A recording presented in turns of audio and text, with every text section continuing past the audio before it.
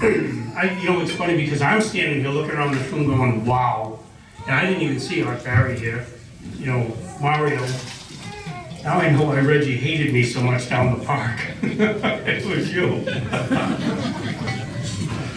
Greg Sachs and I, we share the same hairdresser. Huh?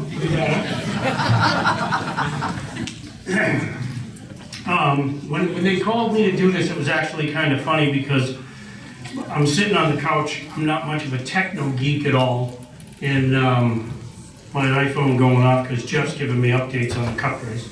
And my wife's on Face Off, or whatever the hell that thing is. And she says to me, there's some Mark Buju. I says, who? She's trying to pronounce his last name. I said, Bones. That's Bones. Well, Bones was reaching out and asked me if I do this and if I wanted to get a few pointers, and I appreciate that, Bones. This is inducting Jimmy McCallum, who happens to be the oldest daughter this is my wife, his oldest daughter. There's stories that she told me, something about 14 or 15 years old or whatever, Jimmy had gotten involved in a wreck or something. And I know that can't be true because you had to have a license in order to drive a race car, and Jimmy McCallum never would have broke the rules, so there's no way that that's true. But officially, Jimmy started in 1965. He racing in the bomber and junker class at Westboro Speedway that we heard a lot about today, which I loved, so it did great. And he raced with his brother Jimmy. They raced for a couple of years in the bombers. They built a flathead Ford in '67, and they won their first championship after a handful of wins. '68, they built a '55 Chevy and focused their efforts at Thompson. '69 would be their first multi-track attack in the Tri-Track Series in Connecticut, racing at Stafford, Norwood, and where? I don't know. It would have been Thompson, you're right, it's right there.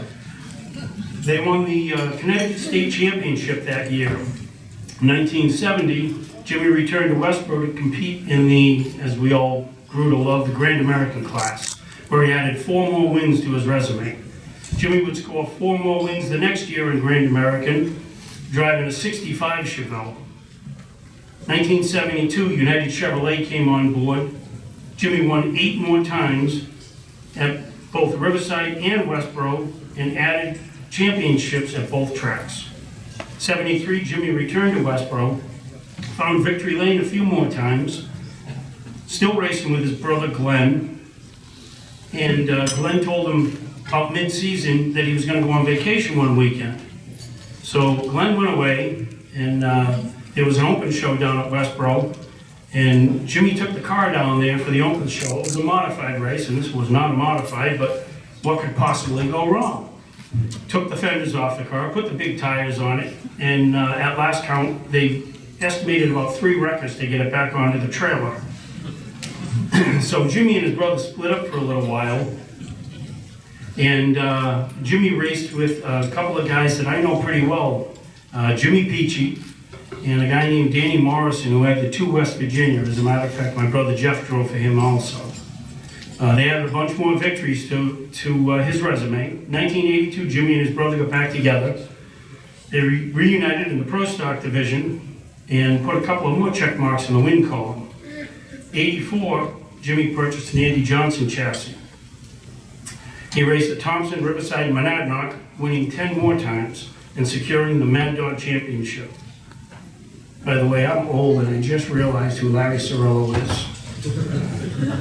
1985, Jimmy won 11 more times, 5 at Mad Dog, 6 at Thompson, 6 at Riverside, and the Riverside Championship, and the Thompson Championship.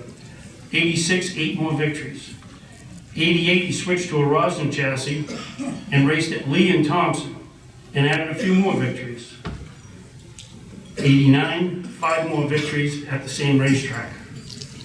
1990, he went back to Stafford, Monadnock, and Thompson and added 10 more victories. He began to focus his efforts at that time on building cars. He had the support of Hydrostop and Paul from PT Watts.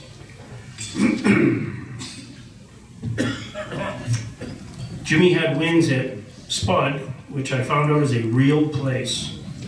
Wiscasset, Oxford, Mad Dog, Lee, Stafford, Thompson, Westboro, Norwood, Seacon, Waterford, and Riverside.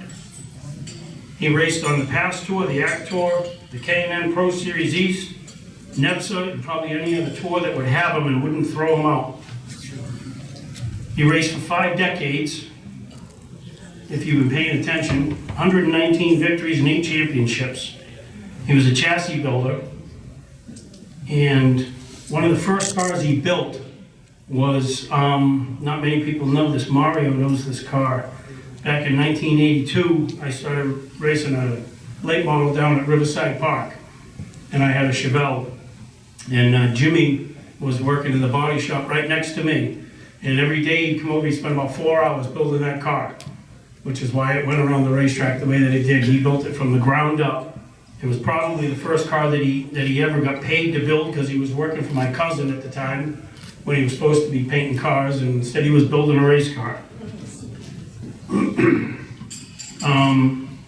Accepting this award for Jimmy, because Jimmy has passed away, is, again, like I said, his oldest daughter, Lisa, and his other daughter, Leanne.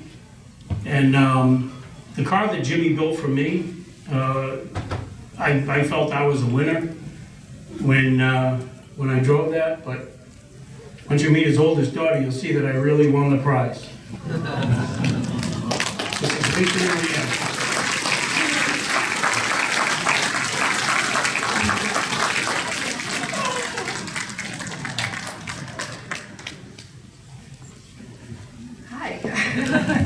Why does he do that to me before I come up here? Really sweet. I want to accept this on behalf of my father. My father passed away September 20th, 2013. Unlike you, my father drank, he smoked, he chased women, and he drove my mother and my stepmother crazy. And if you think he was crazy on the track, let me tell you, he was really crazy all the time. You have no idea what it was like growing up to be his daughter. Whenever I go anywhere with Rick and, I'll introduce myself and he'll tell him I'm Jimmy McCallum's daughter, they usually look at my ears, look at my feet and say, "You survived?" I said, "I know, I can't believe it either." I'd just like to share a couple of things that I do remember about my dad. Snowstorms and hurricanes were a big highlight in our house. To this day, whenever Rick goes around a corner, I grab his safety, because like my father thought that if you turned and there was a parking lot, that was a good excuse to do donuts. And during snowstorms and blizzards, there was nothing for him to take his 4 daughters down Route 20 doing donuts. This is a true story. And hurricanes, oh yeah, they had to be experienced from the outdoors. My father died at the age of 69. I think he had that planned. He absolutely lived life on his own terms. He loved racing more than anything in his life, and everything else came along for the ride. And I have to tell you, the motivation and the drive and watching what that man did was quite an experience. So I want to thank everybody, Mario. I want to thank Mark. Oh, I'm up here now, I can't think. Paul, for helping him get into the Hall of Fame. There was actually some talk that my father didn't want this type of an award. I highly disagree. My father went for trophies, he went for awards, and it was all about the attention and the notoriety, and I believe my father would be very proud to be here today. So thank you.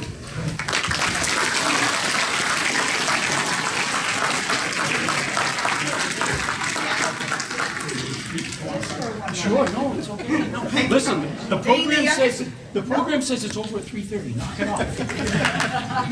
So being the youngest daughter, my memories, I think he belongs here most of all, because my memories from diapers to his retirement was he would, from the icebreaker to the World Series, that's all I knew, was that we were at the races and it didn't matter.